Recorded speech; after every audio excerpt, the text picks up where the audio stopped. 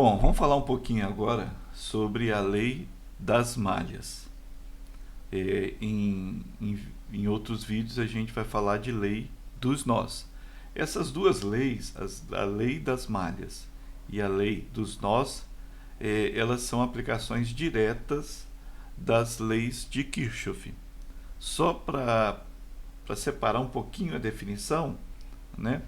Com relação às leis de Kirchhoff, a gente tem como nome, né, como denominação para as leis de Kirchhoff, a, a lei das tensões e a lei das correntes, as conhecidas leis de Kirchhoff. A aplicação direta dessas duas leis, a lei das tensões e a lei das correntes, vai trazer para a gente as leis das malhas, que é uma análise de circuito, e a lei dos nós, que é outra forma de análise de circuito. São aplicações absolutamente diretas das leis de Kirchhoff. Então vamos dar uma olhadinha aqui então na lei das malhas, Então vamos dar uma olhadinha aqui na lei das malhas.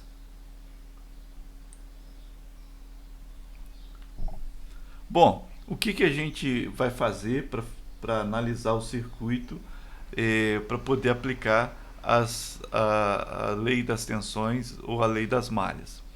Primeiro, a gente define as malhas do circuito. Malha é todo o circuito fechado por onde pode fluir uma corrente. A gente vai ver depois em exercícios, né, exatamente o que é uma malha. É um conceito bastante simples, bastante intuitivo, né? Então a gente depois, com exemplos, a gente vai entender direitinho o que é uma malha e a gente vai definir: isso aqui é uma malha, isso aqui é outra malha e assim por diante. A cada malha que a gente definir, a gente vai associar uma corrente. Pode ser no sentido horário, pode ser em qualquer sentido. O que acontece? Essa corrente que a gente associa àquela malha é uma corrente arbitrária. A gente estabelece, né, determina, cria, a gente faz de forma arbitrária, a gente define uma corrente para aquela malha. Se a gente usar todas as correntes no mesmo sentido, e aí, claro, de preferência o sentido horário, a gente depois pode usar a solução por determinante. Se a gente quiser estabelecer sentidos contrários, a gente precisa ficar um pouco mais atento com relação às polaridades. A gente vai ver alguns exemplos e aí isso vai ficar mais claro. Mas o que acontece é o seguinte: a gente pode estabelecer sentidos que possam dar mais segurança para a gente, porque a gente está vendo as fontes de tensão, e a gente pode tentar seguir o positivo da fonte de tensão e estabelecer o sentido da corrente conforme o positivo de cada fonte de tensão, ou a gente pode arbitrar todas as correntes no mesmo sentido. Quando a gente arbitra todas as correntes no mesmo sentido, a gente tem mais possibilidades de solução. É uma questão de escolha.